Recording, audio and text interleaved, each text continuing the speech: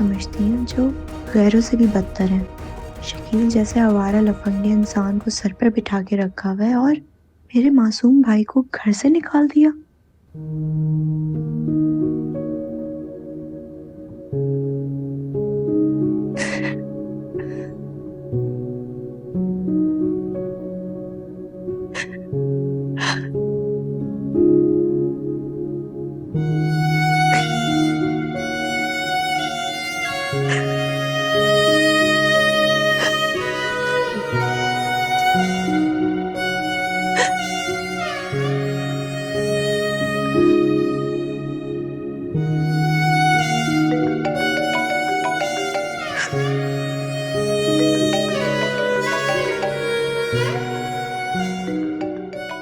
अरीशा,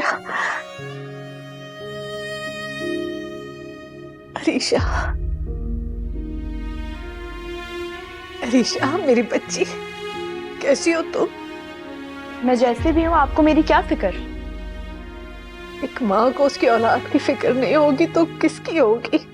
जो माँ अपने ही बच्चों में फर्क करती है ना, उन्हें फिक्र नहीं हुआ करती।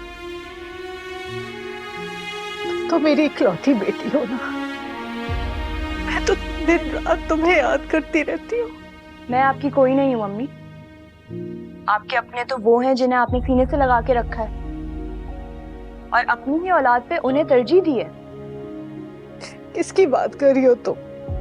मामू और उनके बच्चों की, खासतौर पे आपके लाडले भतीजे की, जिसको आपने घर में घुसा के रखा हुआ है, जिसने मेरी जिंदगी बर्बाद की है। कौन? शकील? क्या किया शकील ने तुम्हारे साथ? बताओ मुझे, दिमाग दुरुस्त कर दूंगी मैं उसका। उस 2 टके के इंसान ने ही मुझे अगवा करवाया था। क्या? नहीं नहीं नहीं बेटा, देखो शकील लाख बुरा सही, लेकिन इतनी घटिया हरकत नहीं कर सकता। उसकी सगी फुफ्फोजाद हो, वो अपनी कजिन के साथ ये नहीं कर सकता बेटा। जिन्हें दौलत की हवस होती है ना, उन्हें रिश्तों की कोई परवाह नहीं होती। अपनी दौलत की हवस पूरी करने के लिए वो रिश्तों की भी धज्जियां बिखेर देते हैं। देखो बेटा, यकीनन ये सबाहत और उसके घर वालों की साजिश है।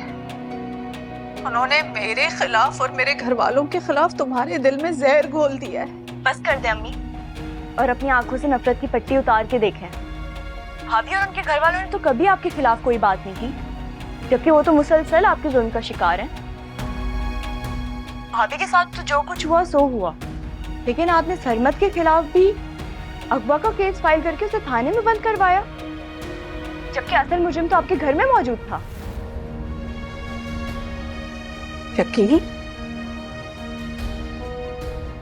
तुम्हें कैसे मालूम हुआ कि शकील ने तुम्हें अगवा करवाया है?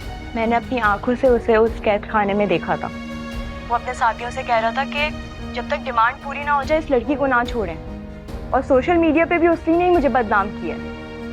मगर छोड़ें, आपको बताने का क्या फायदा? आपको तो अपने उस लफंगे भतीजे पे तो यकीन है, लेकिन अपनी बेटी पर नहीं।